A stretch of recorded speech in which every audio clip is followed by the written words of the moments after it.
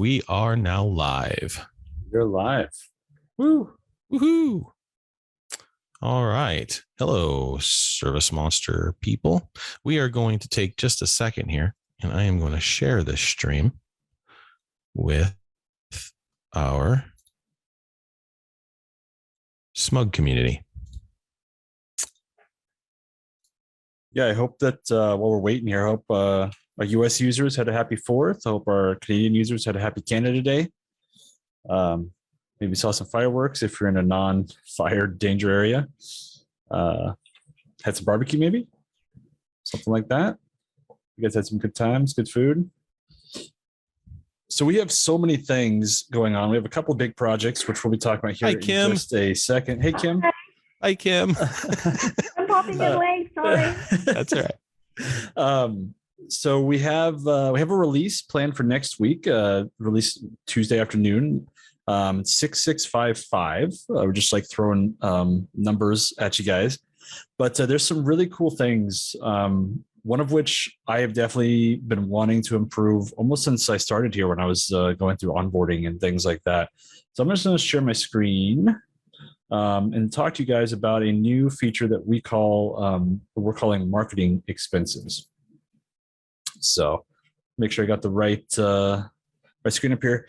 So some of you guys might already be aware of this. And if you are, then you're likely a power user, and that's great news. On your campaigns, you can track costs. So you can track your ROI on your various marketing campaigns. However, one of what I would call just kind of a general ease of use downfall on our end is that it was kind of buried. It was in the individual campaign. You have to go into a separate tab called the transactions tab. And then there was this little button that said, add a new transaction. And in doing so, you could add basically, hey, maybe I paid Google like $200 this year or this month for something. Maybe I had a Facebook campaign that ran externally and it cost X amount of dollars and want to put that in. You could track your lead sources and your various campaigns, again, to get that ROI. So one of the things I've wanted to do when we finally had just enough time to fit this in was make that more accessible for you guys so that you could more easily note those down. And so what we did is, first off, we changed them from just a general transaction to calling them marketing expenses. And so if you go into the marketing section here, on the main page, we have a way to do so. And we also have it on the lead source and the campaign grids as well. All you have to do is click this button. It's going to pop up and show you kind of all of your campaigns. And you could just, come into the Fox window. You can double click it or just click the item name, and it just gives you a couple options here. You put the date that the expense occurred. So let's say July 1st. You add what the cost is, 200, whatever that might be. It's going to also show you the campaign name here, and just in case you click the wrong one, right? There's some optional fields in here. So if you want to kind of show what your general target audience size was, you can also put in what your general conversion target is, right? So if you have an audience size of 100, you expect to get 10 converted leads out of that, then you can put that here. These right now are just sort of, you can kind of keep track on your own. We'd have some ideas in the future how to improve this. This is generally just for you tracking and comparing how efficient those campaigns are. We also added a way for you to write notes. So, if there's like a general kind of just thing you want to note here, boom, you can read that on future, forays into this expense, right? So if I hit OK here, it's going to close you back out. Boom, everything's done. So where's all this actually handled? Well, I'm going to go to the campaigns grid here. And again, like I said, you can do this directly from these grids. You don't have to go into any of them. I'm going to go into this Greg export here because this is Greg's test account. You can see, by the way, here's what we're talking about with that cost. As you can see, like the cost and then any revenue. So if you've invoiced anything out that's tied to this campaign, with this as a lead source. And then you can see the ROI. And this will keep track over time. You can also kind of track month to month here. But what we did was that transactions tab is now a full-blown history tab. If you come over here, and the reason why we changed the name is that it basically, if you have campaigns that are running inside the system, they're saved differently as a campaign run versus these manual marketing expenses. So that's really all that it is. Just kind of a different change there, but you can now see all of these in the history tab. And again, you can also make the marketing expense right here. In this case, we know what the campaign is, right? We don't have to go searching for it. So overall, the goal is to make this just easier for you guys to put this information in so you can start tracking the ROI. So that's kind of the bigger feature request new feature that we put in here. But there's also some other big things coming. There's we updated the online payment link. So the invoice page, we updated the config page so that it gives you just better options on who's getting the confirmation email when a payment's made. But we also did this transition to kind of prep for bigger things coming. We want to add additional elements there for you guys to have kind of config settings for. So that's kind of a stepping stone. We also added, if I come here to the scheduling section and I go to the notifications, some of you guys might not even know that this list exists, right? Most of you just jump to the schedule. In fact, this is just kind of a good thing to note in general. The appointment list can also show you just kind of a list of your general appointments here, and you could filter them down that way too. Just in case any of you guys weren't aware that existed.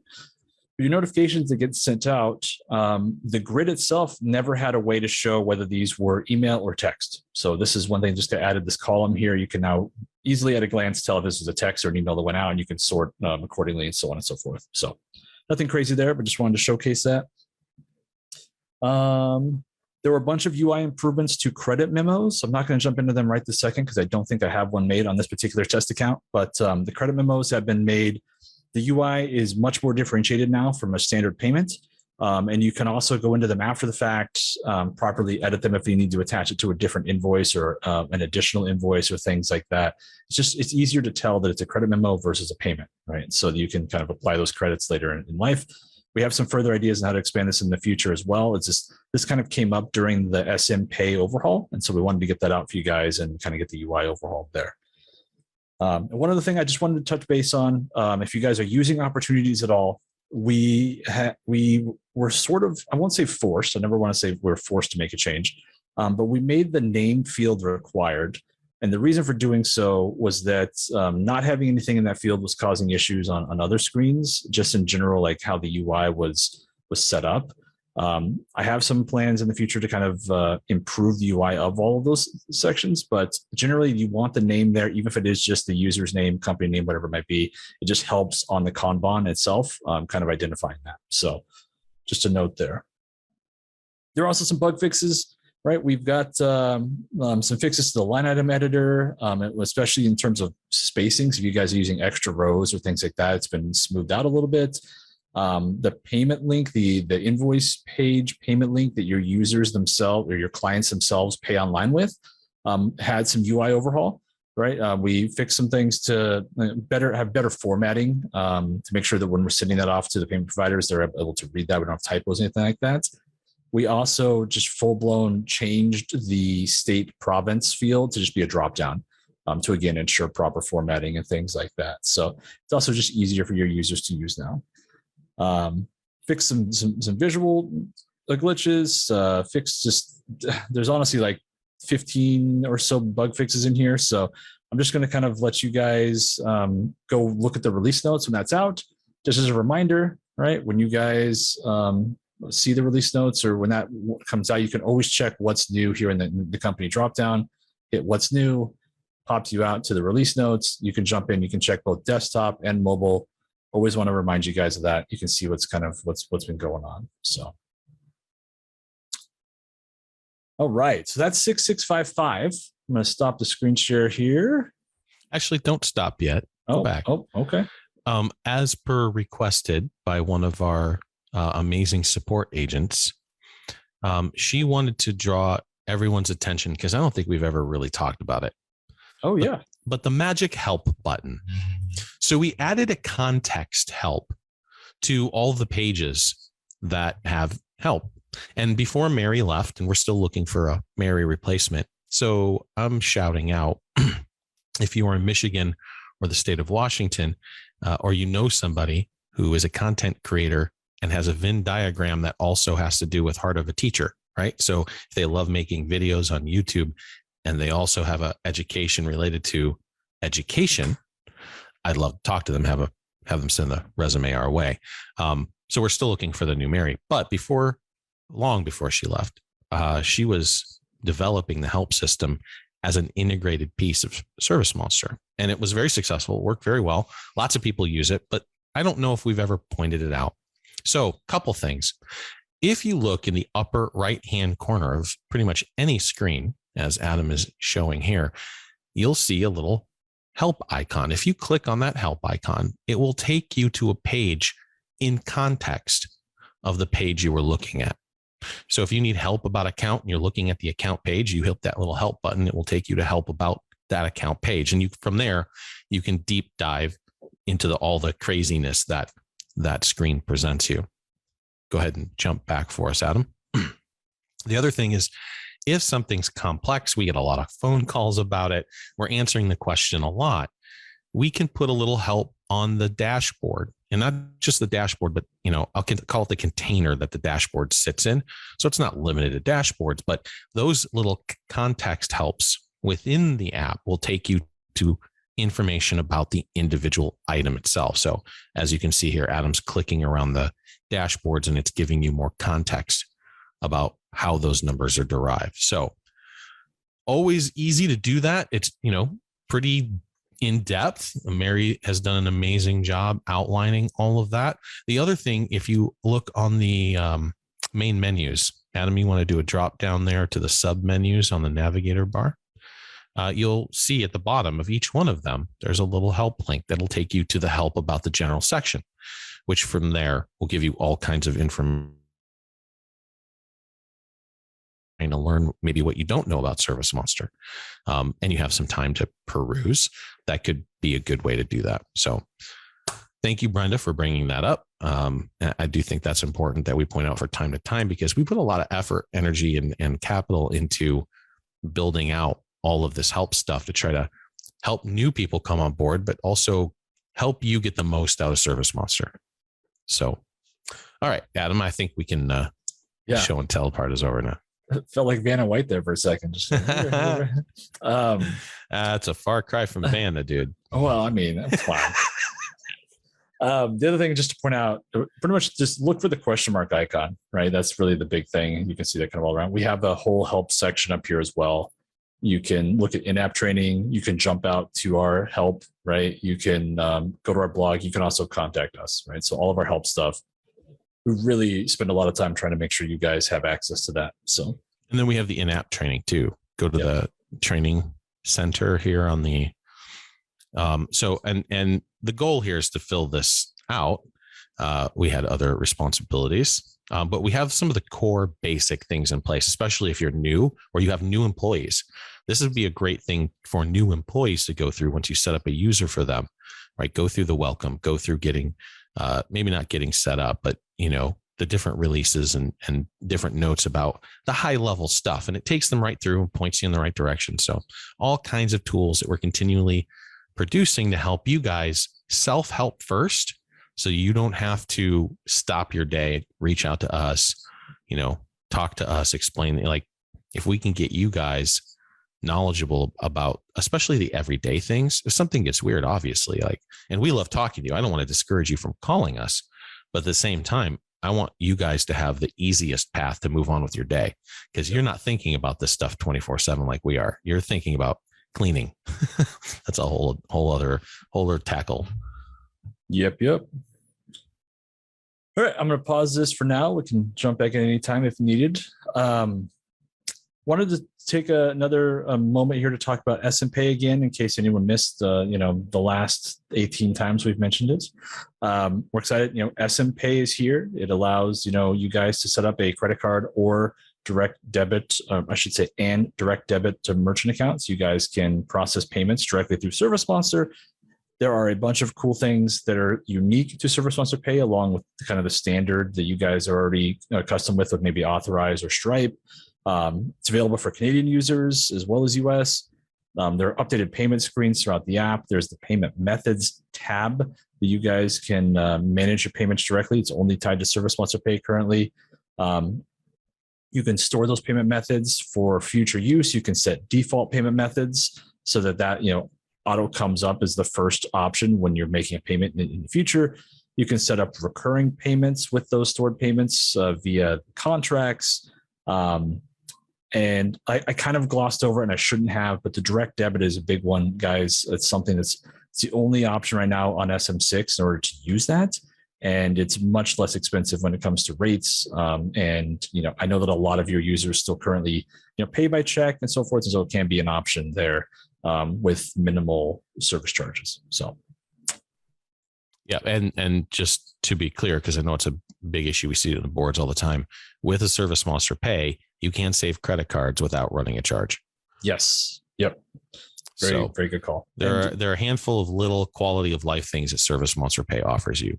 We will always offer additional payment services, because our company, as long as I'm CEO, is about giving you guys choices, and that we do that in the flavor of the marketplace, right? So we've always given you Authorize as a gateway first, because it gives you access to thousands of merchants, including most likely your bank or credit union. After that, of course, we tackled Square, and that is an integration as well. Now we have ServiceMonster Pay, right? Now Stripe. Reverse that. Square's on the docket. We've already done Stripe. Just so we're clear, I misspoke. I don't want to get the hate mail. So we're still adding those though, right? They're still on the docket. And some of the features, not all, but some of the features that ServiceMonster Pay has will be extended to these other payment providers as well. Certainly the reoccurring payment option, but some of the other things that just don't, like, so we can't do checks with the other providers. It requires a direct relationship, some skin in the game. Like, we become part of a merchant in the chain of PCI compliance here. Now we take that burden away from you, so you don't have to worry about it, and it's passed through to us, to our payment provider, and the technology that we use ourselves. So, it just makes the whole process easier, though. So you do have the options. We'll always give you the options. ServiceMonster Pay is superior. The rates are the rates. We have some flexibility to push some levers and dials. I don't know if ServiceMonster is breaking even yet, though. Okay. So I need to make sure that we can offer this that gives you the benefit. And I'm okay, making sure I'm giving them cream to you guys in the terms of lowering rates or features or transaction fees, or however we're willing to work with it. But we got to get more people in the pile, because someone called and asked us, hey, do you have rates for volume? Like, what's a volume for a carpet cleaner, right? ServiceMonster does volume, and we're getting decent rates because of volume. But 1,000 of you guys, that's volume. And we process $500 million a year in revenue, right? And so as a collective, if everybody was going in, then it's not just the one dude who asked me, hey, give me a special rate because I'm going to push $750,000 a year through this. It's no. We've got, 10, 20, 40 companies that are doing 400,000. And through that cumulative total, we're able to really start twisting some knobs and dials. And, like, I wrote a blog post about this because a lot of people don't talk about, I called it, we don't talk about Bruno. We don't talk about ServiceMonster Pay because they don't. The other CRMs don't talk about it. Anyways, I don't want to get a soapbox here and go off, because I could talk off on a tangent. I think the main thing to take from this is just that we're not just blowing smoke. We're monitoring the rates. We want to give you guys the best rates possible. It's just coming into this, we had a lot of models and things like that to tell us where we could start with. That's a safe point. And like, we're gonna push what we can to make sure that we get those. I don't even know if we're safe right now. Like, we're going to let it ride. I'm sure it'll even out here in a minute, but I can't honestly tell you right now if we're breaking even just on a month to month. Well, forget about the development costs and the administration and all that, the upfront ROI, forget about all the expenses towards it. Just month to month, you guys making charges in, because we get charged for this stuff too, right? And then what happens in between, at the end of the month, do we have a net zero? Like, I don't know if the answer to that question is yes. We may be losing some cash. It's going to be small, right? 50, 60, $100. But that's when once we know after 3 or 4 months, then we can start.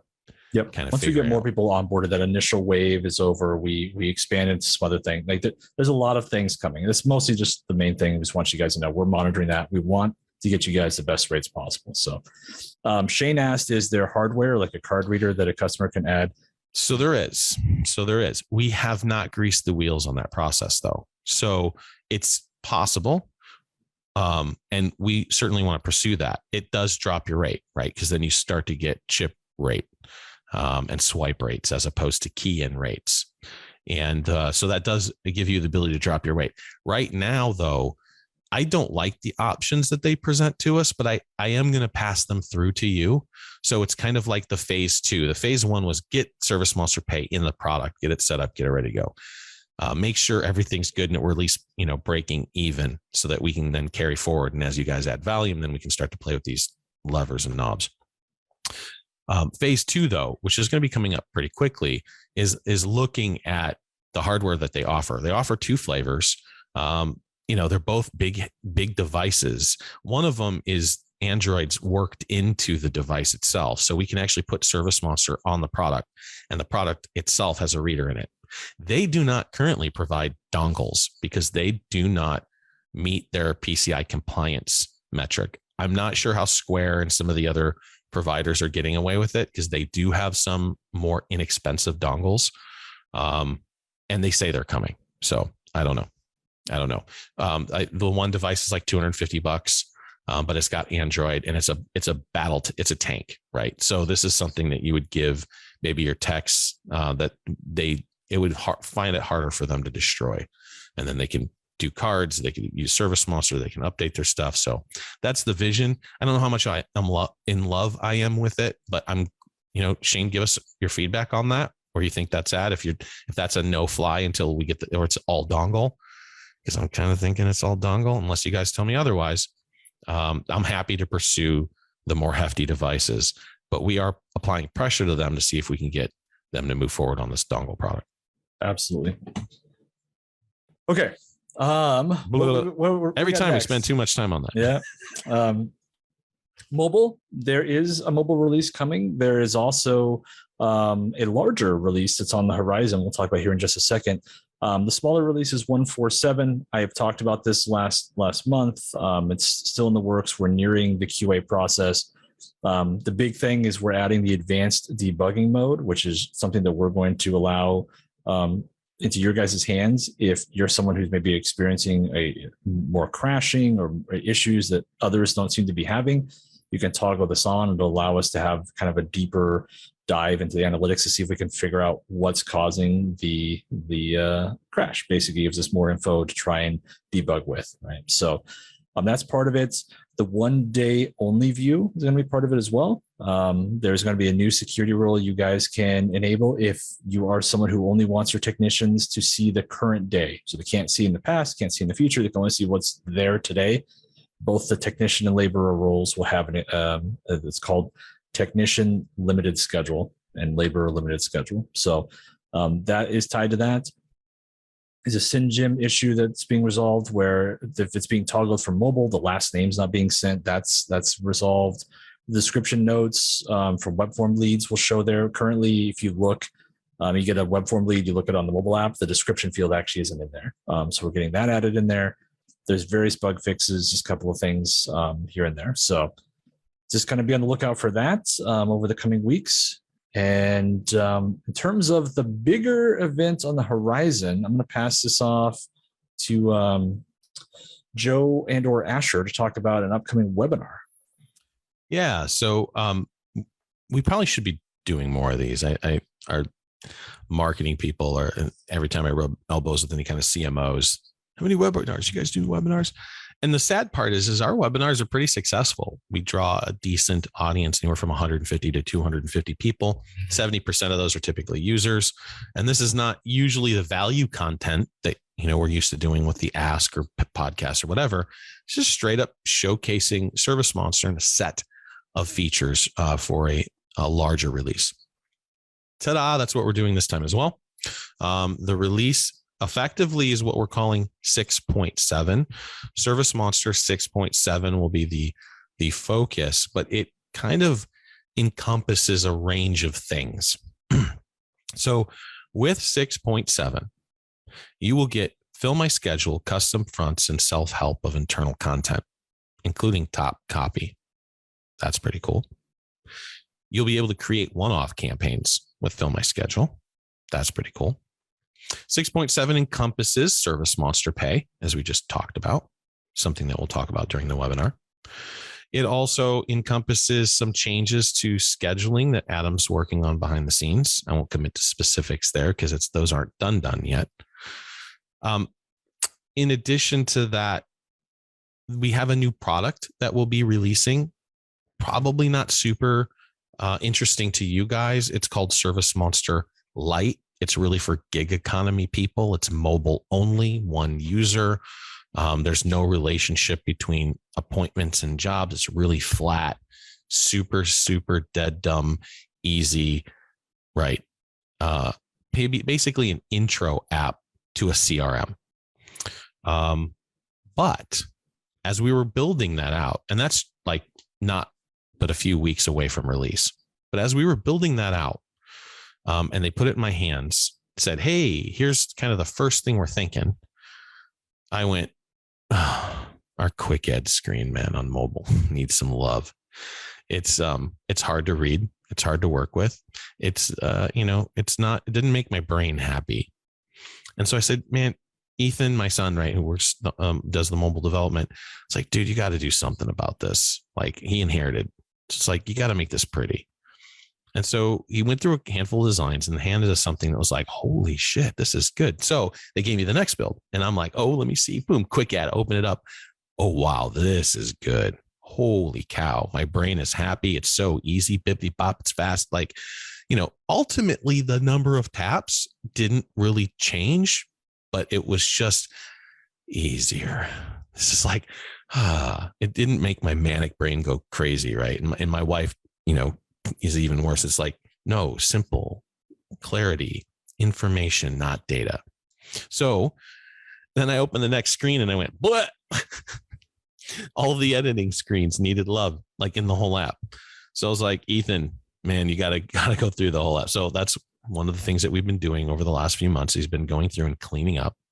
Of course, now I'm looking at light and mobile. What you guys will get will be 1.4, right, Adam? And 1.5. 1.4, they're going to get the one you just talked about. No, that's 1.5. Oh, with the deep analytic. Yeah. No. Gotcha. Oh, sorry. Okay. Yeah. 147 has the analytics. Okay. I see what you're saying. Yes. Okay. So that has the analytics. The one after that, though, the one which is encapsulated by the 6.7 release, which is what we're doing a webinar on, will be 1.5. And 1.5, your app, gets the benefit of the UI updates and what we've learned while building Mobile Lite. So I'm pretty excited by that. Now, it doesn't give you guys any functionality, but I know that when we've changed button colors, we've melted the phone, right? Because it was something unexpected or something strange or weird. These changes are just giving more cowbell. They're more room. That's just clarity of thought. I don't know if I would say there's no changes, because there actually are some features that are coming with it that this whole, like Joe said, this whole thing snowballed. Once we had the new UI, and made everything else look less desirable. We'll just say that. It's like if you've had a few drinks versus not. It's like, well, so we should probably cut that one out. That's weird. Let's sprinkle alcohol all over the app. Let's nix that one, Justin. No, we're going through the app, and it led us to doing a bunch of kind of the same overall process in various parts of basically any part of the app where we're like, this is complicated, this is complex. The email editor was a big one. That entire process has been revamped. There's too much brain power, right? There's new functionality tied to that. There's previewing. There's it's easier for you guys to make templates. You can now make templates in mobile. They're very basic. Yep. They're very, very basic. You guys can make templates in mobile if needed. There's things like that scattered throughout the app. Well, they get the same benefit that light users get, right? Which is, here's the target. The target was, we're finding that Gen Z, who are now starting to build businesses, guys, like, and let's say call them younger millennials, not elder millennials, don't want to sit in front of a computer. Like, getting those people to sit at a desk in front of a computer is like pulling teeth. So what you need to do is put everything on mobile. And so they're super happy if it's all on their phone. And so what we did is Mobile Lite is 100% phone. There's no, you don't even get to log into ServiceMonster with this product, right? That's how basic it is. But the benefit of that is that all the things that they would need to do as a very basic CRM, you will now be able to do on your phone without having to log in to ServiceMonster. So if if you're a single owner operator and you spend 90% of your day out and about on your phone and you don't want to go home and do desktop stuff, this will help. This will make your life a little bit easier in that regard. You also do lose a ton of functionality though. So if you went to Lite, that's not what I'm saying, right? What I'm saying is what you'll get out of the app will be a little bit more horsepower. So Adam's right. The additional features and benefits that you'll get out of the 1.5 build will be more ability to do some basic administration task on your phone. Yep. And there's more coming too. So we're excited to talk about all that. So that's Mobile Lite, that's Mobile 1.5, that's 6.7 with ServiceMonster Pay, with Fill My Schedule changes. Also, we're going to showcase Chirp because I am enamored with how well that, not only that integration, but the effect.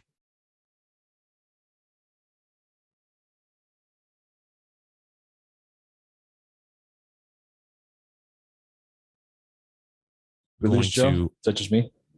Hello? We're back. Okay. We're back. Okay, good.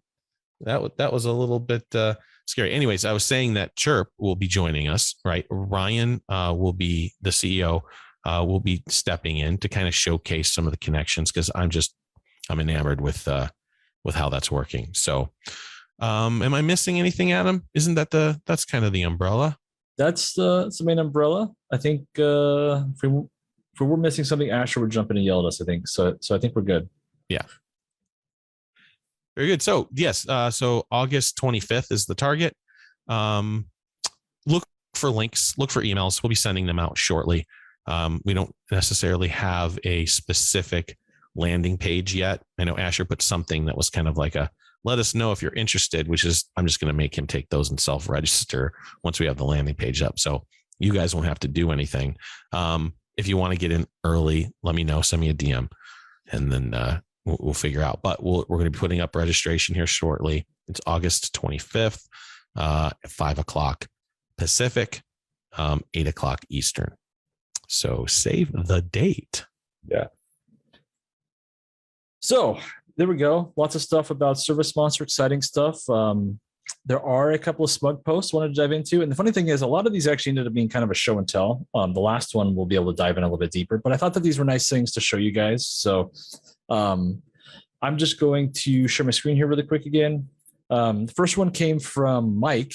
He was asking if you could run a report on paid versus unpaid commissions and then be able to basically mark them as paid as you do so. And so what he's talking about, I should showcase this first.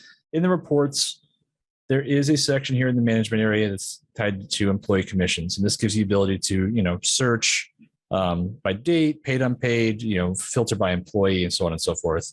But there's a kind of something you can do either side by side with this. So you can open this up in one tab or one window and open up another one, or you can make this a two-step process or however you want it to be. But in the orders section here, there's commissions, whether you're using the drop-down or the little sub-menu here. And in this commission section, you can look and you can bulk update marked as paid. So like, let's say I have, these top, or first off, maybe the whole page has actually been paid and I'm fully up to date. I can click this little top checkbox, click everything, and I can actually navigate through pages and just look down here at the bottom, 25 items selected.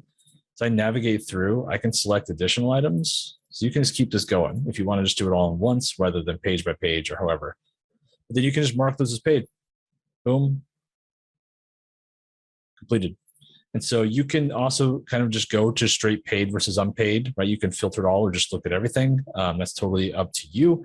But this gives you a way to basically do that batch update and know, after you've actually paid out your commission rates there. So if you have other questions on the commissions, I would highly recommend looking at some of our help articles. We actually have a bunch of dedicated items just to the employee commissions process and how to get that set up. So the next one, there's actually two that are tied to the account. So I'm just going to jump over to this Adam Banner. He's a cousin of the Hulk. And there are two things that came up. One was asking about how to kind of keep track of gate codes in a little bit better way. So I wanted to kind of drive attention to the site note. Kind of gets hidden sometimes between the account and order notes or the tech notes. But if you go to any site, I go to like the primary address here on Hulk Road, there is a specific note that's tied to this service location. And so this is a really good place to put things like gate codes, or maybe if you need specialized equipment for just that one location, maybe it's like a 3-story building and you need an extended ladder or something like that. Or maybe it's a complicated, driving instruction, like, hey, their entrance is actually in the alleyway. You got to turn, you got to take 2 lefts. You got to sell your soul. And then, it's right there on the right. Things like that, right? So things that are very unique to this particular service location. You don't necessarily want to have them on the account note. This is a good place to put those. Another question got brought in, which I I had to put in here. What we were joking about yesterday when we were doing our prep meeting. The response to this was amazing. So Quentin asked, I got an unsubscribe response and wanted to ask, how do I make sure that they don't receive future emails? And Lee responded, under the account details tab, click the email Ghostbuster box next to the email. And it's funny because I love Ghostbusters. I never really thought of the cancel icon as being the Ghostbusters icon, when obviously it is, right? They're canceling out the ghosts. But I wanted to include just because I got a kick out of it. I'm easily amused, as you guys can clearly tell. But if you ever are in the situation where you need to unsubscribe someone from an email or from text messaging maybe, or just being called in general, you can hit this little cancel button or the Ghostbusters icon, hit that do not contact, and boom. You do want to make sure you have those filters on. If you have campaigns, make sure you have the do not contact filter, right, is being targeted. And you can do that automatically when you make new campaigns, the campaign process. It's one of the things we actually ask right here in the kind of basic or standard options that will be pre-selected. So boom, holy cow. So that's enough for show and tell. We had a final SMUG question come in that I thought would generate kind of some nice discussion here at the end. Carla had asked, I'm just curious if anyone is seeing a difference in volume since the economy is so-so. We are in a tourist-oriented area, been here 33 years, but did see it slow some in 2008. The difference this time is costs are out of sight. And I kind of just wanted to broach this question to users. We are definitely in a weird time, right? Whether it's a full-blown recession in terms of the technical term or not, costs are obviously up. And a lot of things are kind of up in the air right now, right? We've seen more than a handful of businesses kind of close their ServiceMonster accounts because they're actually going out of business. And so this is not to fear monger. This is not to do anything like that. We just kind of wanted to chat for a little bit about kind of that process and going through a recession and prepping for that and so on and so forth. Joe, so you kind of want to throw some insight on that? Yeah, I mean, I can share my observations, and I can share my guesses. I'm not an economist by any stretch, right? I would never pretend to be. And whether or not we're headed to recession, I have no idea. A lot of experts seem to think so. Which, the cleaning industry has always been recession resistant, but it's different this time, as Carla points out. Here's my observations.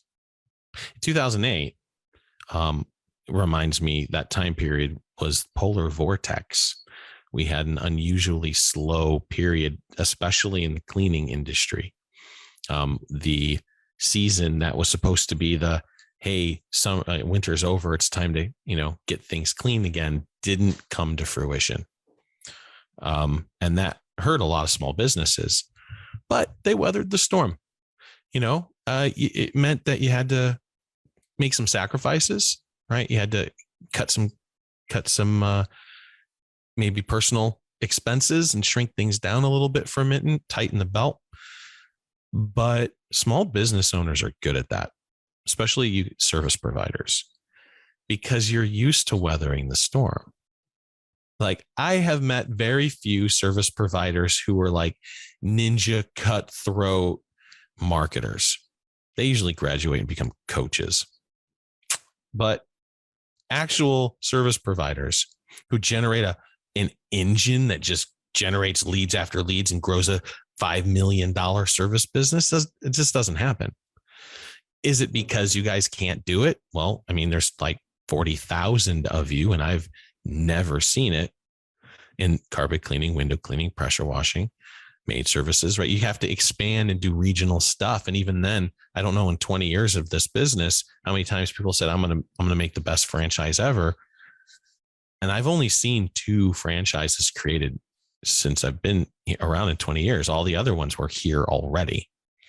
And my experience doesn't represent everything. I don't know everything about maid services or pest control or HVAC, but I know carpet cleaning, pressure washing, and window cleaning fairly well. And so my observation here is that, well, you guys can weather low lead periods. It's like, that's not a big deal for you. I mean, it is a big deal, right? It keeps you up at night, but it's stuff you can deal with. And then sometimes you hit it and things are good and customers come in and things are feeling good and you do get your leads kind of dialed in as best you can, and website to CRM to contact to automation, to texting, to emailing, you're paying attention, right? And once you've got all that set up, right, you're doing well, and you're making money, but expenses are different. If your cost of goods sold is upside down and you're losing $5 every job that you do, guess what? You have a very, very expensive hobby. You are now employing people and paying out of pocket somehow, magically, because that won't last forever, for the jobs that you do. The cost of inflation, the cost of juice and gear, the cost of gas, the cost of depreciation, the cost of labor. Our relationship in the service industry is changing with our employees. That's just a fact, whether you like it or not. You can adapt. You can try to find people who will go the old way, or you can adapt. And part of that adaptation is really, you're going to have to pay them more. You're going to have to include them as a collaborative effort, not a competitive one. And so building the new environment is going to cause you to either lose all your money and close your business, or raise your prices. Raise your prices. And so here's the challenge. If you don't currently know what your cost of goods sold is, labor, chemicals and equipment, depreciation, applied across your entire month, all jobs, and what that cost of goods sold looks like and what your profit margin is. That's the first thing you absolutely have to do if you want any prayer of surviving these next few years. And then ask yourself the hard question, like, am I making enough? You know, do I have to raise my prices? Now, we are 1 year. We are, 4 days out? Yeah. From 1 year of us raising our prices. And it was rough, for sure. We're a SaaS company. Churn is our bread and butter. If we have high churn numbers, then, we're losing bad. And I'm proud to say we lost less than 1.2% of our organic client base. And our churn rate got way better.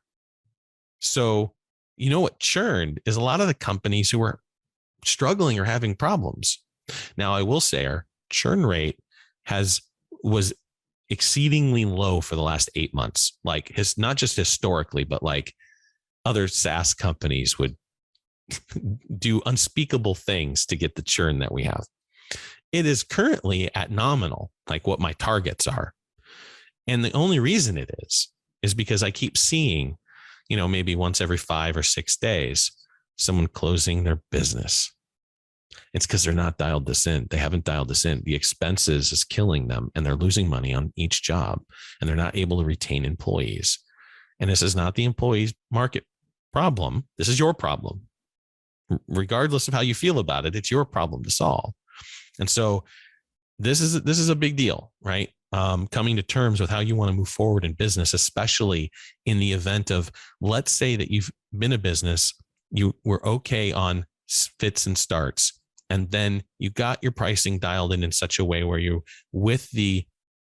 as the economy has improved, as people have gone back to normal, and hired people back into their homes, you've been able to survive, because the people who didn't survive gave you an extra bump. If we hit a recession, are you guys actually dialed in your cost of goods sold right now? Right? How many of you raised prices even to compensate for the inflation that you're experiencing? So, and I know I've talked about this before. I remember talking about this, 8-9 months ago, but Carla brings up a good point. She's seeing the spear of what may be to come, which is on top of an inflationary period. Now we're going to see a recession.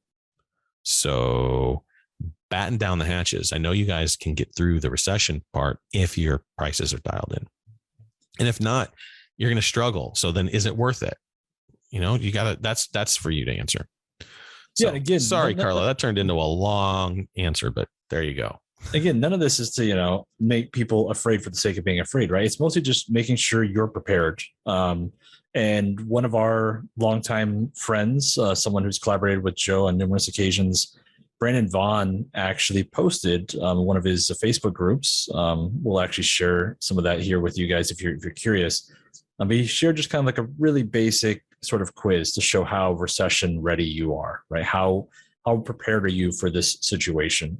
So if you guys are interested, you want to take that, Asher will link that. And if you're interested in learning more, maybe from Brandon's Conquer group or the Facebook group, his whole team is phenomenal. What they do is great. And so if you guys are looking for some other maybe insights, might be a place to potentially look. And I won't say anything specific, but maybe be on the lookout. Might be a interesting event that comes out here in the future involving Brandon and Joe potentially. So hey, no, you don't promise him anything. I didn't promise anything. Just saying, potentially look out for that. So really, just kind of depends on schedules and things like that. But it is an important topic. It's something that I think everyone needs to be aware of. And CRMs like ServiceMonster help you guys figure some of that information out.